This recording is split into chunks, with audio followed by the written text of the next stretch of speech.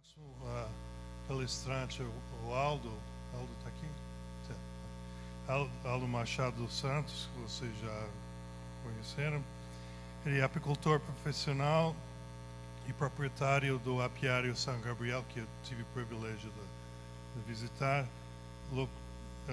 Fica na cidade de São Gabriel. Ele trabalha com 3.000 colmeias, quer dizer, ele é um dos maiores apicultores do Brasil, que pouca gente tem esse número. Foi coordenador da Câmara Técnica de Apicultura Rio Grande do Sul, vice-presidente várias vezes da Federação e também presidente da Federação. Atualmente presidente da Cooperativa Apícola Pampa Gaúcho, coordenador da Comissão de Apicultura na Federação da Agricultura do Estado do Rio Grande do Sul, coordenador da Comissão de Apicultura da Confederação da Apicultura, da Agricultura, né? Está aqui, não é da Apicultura, Comissão da Apicultura, sim, Apicultura da Agricultura, e a Pecuária do Brasil, CNA, e coordenador da Rota de Mel do Pampa Gaúcho. Rota de Mel é interessante, porque você visita e experimenta mel. Tá? Ok, obrigado.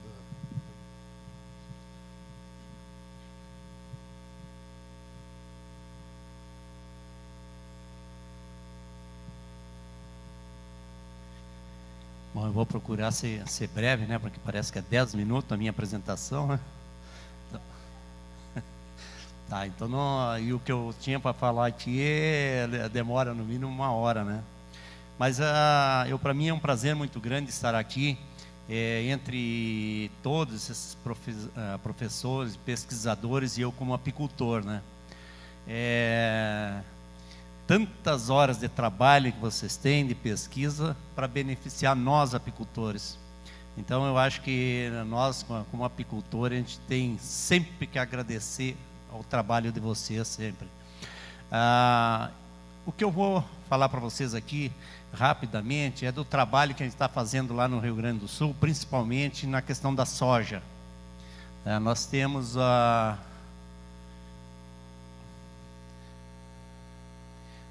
um trabalho lá em São Gabriel, começamos em 2001, porque a soja avançou muito na nossa região.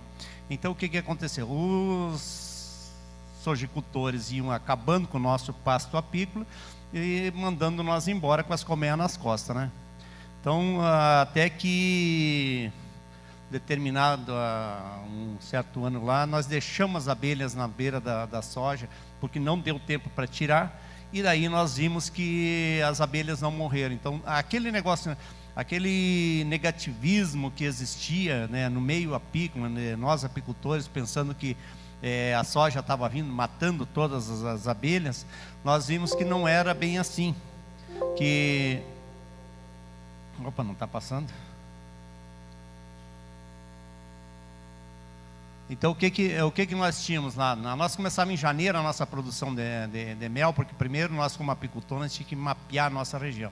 Nós começávamos em janeiro, nós não tinha florada nenhuma. Então em dezembro nós tínhamos que alimentar as abelhas até o mês de fevereiro, para depois a gente colher mel no eucalipto.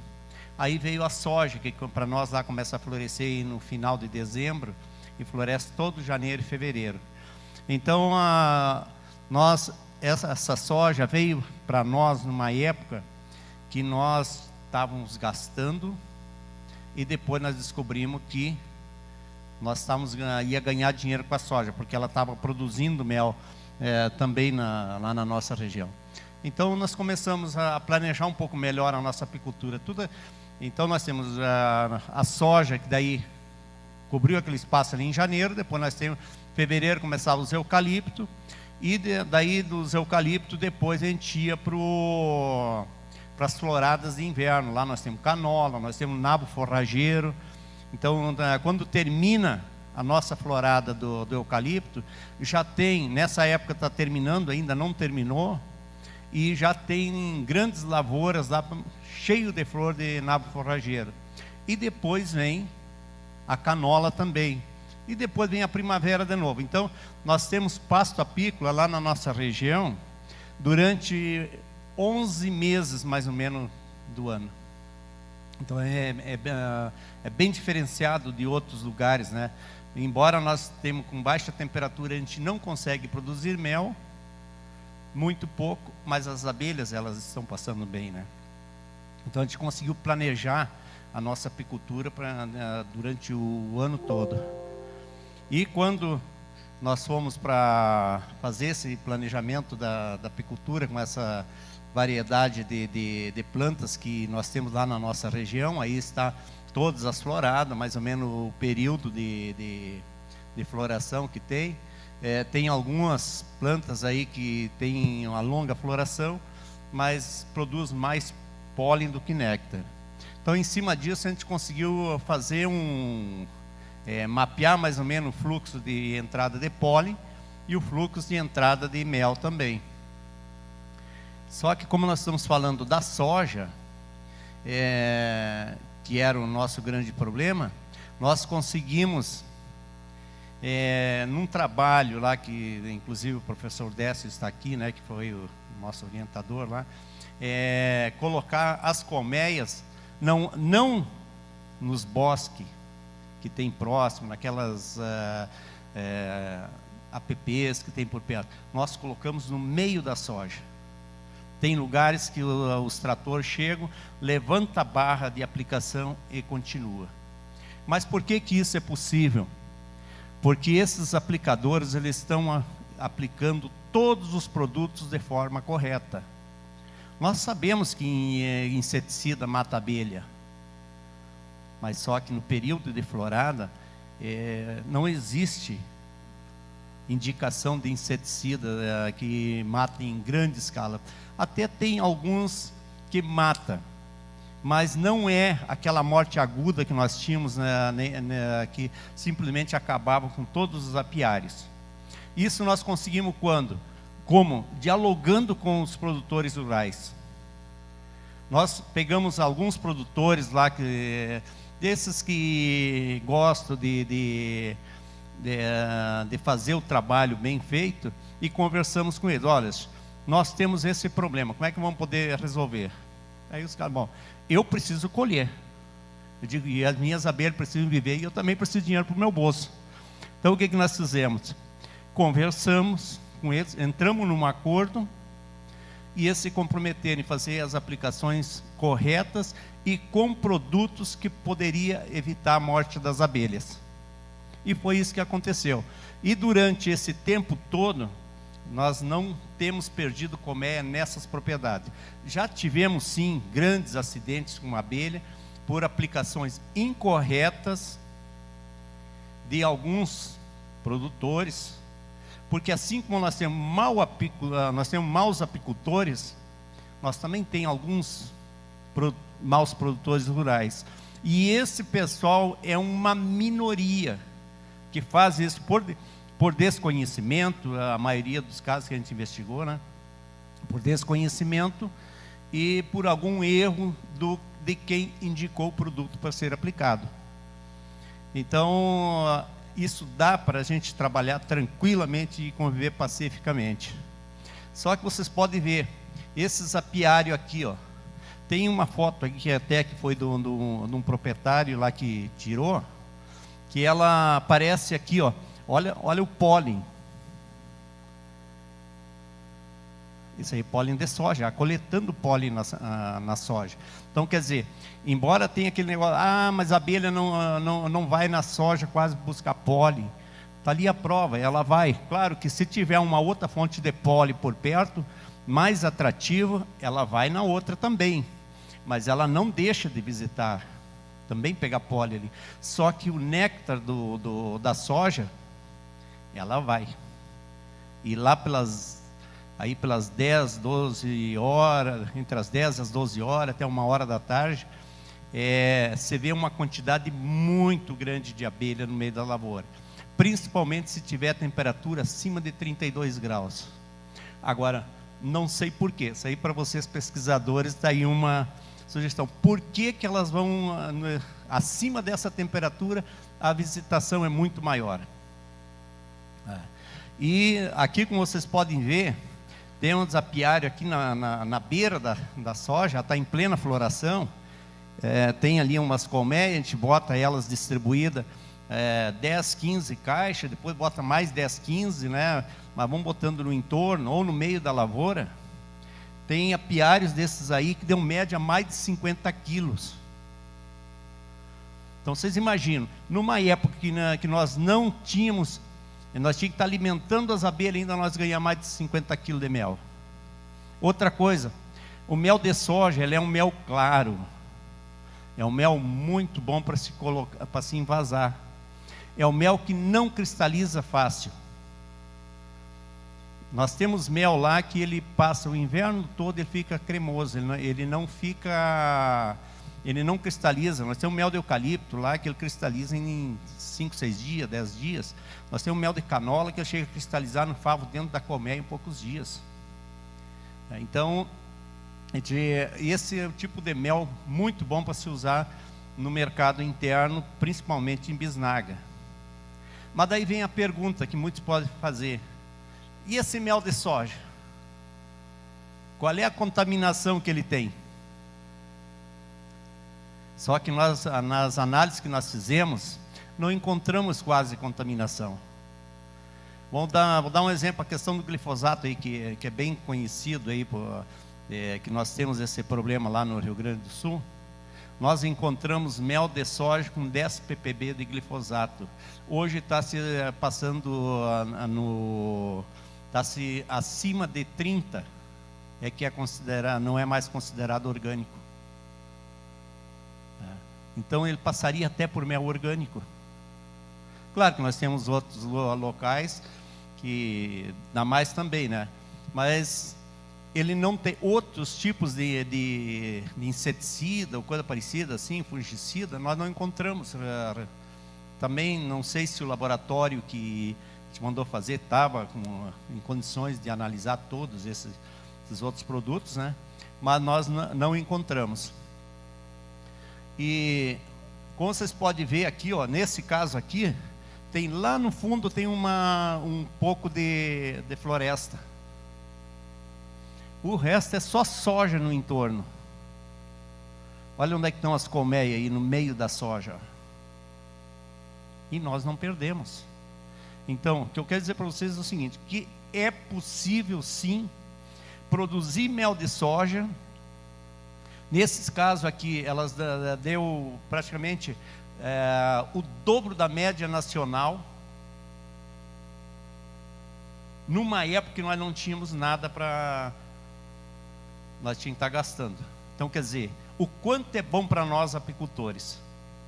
Agora, outra coisa que tem também sobre... aí agora depois foi descoberto, o Dr. Décio já falou, aumento de produtividade, né? Então, tem todo esse outro lado aí. Então, para nós agora, está faltando colmeia. Os produtores estão pedindo colmeia e nós não temos colmeia para levar para a soja. Não tem. Nós temos um caso lá que o Dr. Décio conhece, o Dr. Murilo Teixeira. O cara tem 5 mil e poucos hectares, ele pediu para colocar colmeia na área dele lá, eu não tinha, levei 30 colmeias e larguei lá. Fazer o quê? Não tem. Então, é possível sim, essa convivência aí.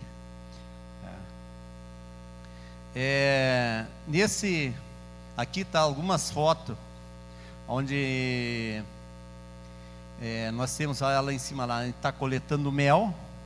Era com 2 melgueirinhas só que a gente deixava em cima, tirava aquelas 2, depois colocava mais 2 e teve alguns casos aí, alguns apiários foi melado por 3 vezes, então deu uma melgueirinha saída mais de 12 a 14 quilos, então deu mais de 60 quilos de mel.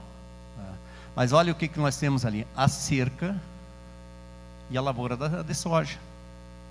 Ela está também ao lado da soja, e a única flor que tem nessa época é a flor de soja. Olha ali que favo de mel, é um favo de ninho, né? Que favo de mel de soja. Perculado direitinho, umidade baixa. Claro que no verão ela tem umidade baixa mesmo por causa é uma época de temperaturas altas, né? Só que depois da soja, o que vem? A florada do eucalipto, que era o que nós tínhamos que tratar para levar para a soja. Só que nós levamos as caixas super forte. Aí nós chegamos lá no eucalipto, nós não precisamos tratar, não precisamos fazer manejo, não precisamos fazer mais nada. Simplesmente botar material em cima. E muitas vezes não dá para a gente melar, porque não dá tempo, porque a soja, o pico de florada dela, de entrada de néctar é curto. Então ela põe muito néctar. Tem caixa que chega a pôr 3, 4 quilos por dia, porque ela, em 3 dias ela enche uma melgueira. Então olha aí o resultado depois da soja no eucalipto. Na verdade, isso aqui são florestas de eucalipto que são cercadas por soja. E nós deixamos as abelhas fixas daí dentro desses eucaliptos. Aí termina uma florada e começa a outra. Então o que a gente vai colher mel nessas caixas aí, é poucos apiar e tu enche um caminhão de mel. Então o grande lucro que nós estamos tendo depois é também isso aí, porque esse aqui são sobreninhos. Vamos pôr esse aqui, ó. Aqui tem dá em média 20, 22, dá a 40, com mais 40, 80, 90 e poucos quilos. E assim vai. Só que esse aqui são eles são parelho, esses apiários. Só que o que tem na soja também que tem que ser feito, que eu esqueci de comentar antes. Opa, está quase. São só consegue colher bem na soja se tu tiver a rainha nova e manejo. Senão tu não consegue. Vamos adiantar um pouco aqui para ver. Olha aí as abelhas tão fortes que chegava a ter abelhas por fora, faltando material. Olha como é que estava em cima ali. E a florada da soja estava na metade ainda, né? Então esse tipo de negócio é um negócio, depois que entrou a soja para nós lá, ficou bom, porque daí com a conscientização que a gente fez junto aos produtores rurais, a gente conseguiu com que eles, cuidando das aplicações, fazendo da forma correta, melhorasse muito. Então é bom para nós apicultores, é bom para o meio ambiente, que é menos produto jogado na natureza, é bom para as abelhas que não estão morrendo também, estão trabalhando normal, e é bom também para o sojicultor, como foi apresentado aqui já por diversos falando, que também tem um acréscimo de produção.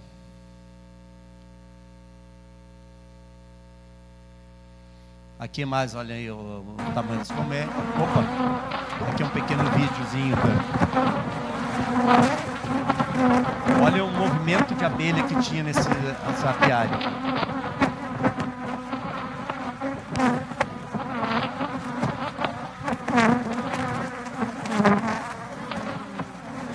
Colmeia com 120 quilos. Aqui outro videozinho que está ao lado da soja. Então, para o apicultor que pode ver o movimento de abelha, do entra e sai de abelha. Então são abelhas que elas, olha ali a lavoura de soja, ó, está começando a florada. Então você imagina, até terminar a florada dessa lavoura, o quanto de mel eles podem colocar.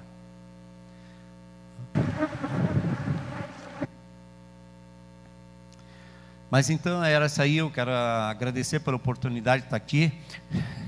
O professor Davis já virou a folhinha, já que terminou o tempo. Então, a mensagem que eu quero dizer para vocês é a seguinte: vamos dialogar, vamos conversar com os produtores rurais, porque vale a pena. Os dois trabalhando junto, os dois vão ganhar. Não adianta você querer bater contra dizer que o avanço da soja, por exemplo, no Nordeste, eu tenho certeza que mais cedo ou mais tarde a soja vai bater lá em cima também. Se já não, tem alguns lugares que já está indo.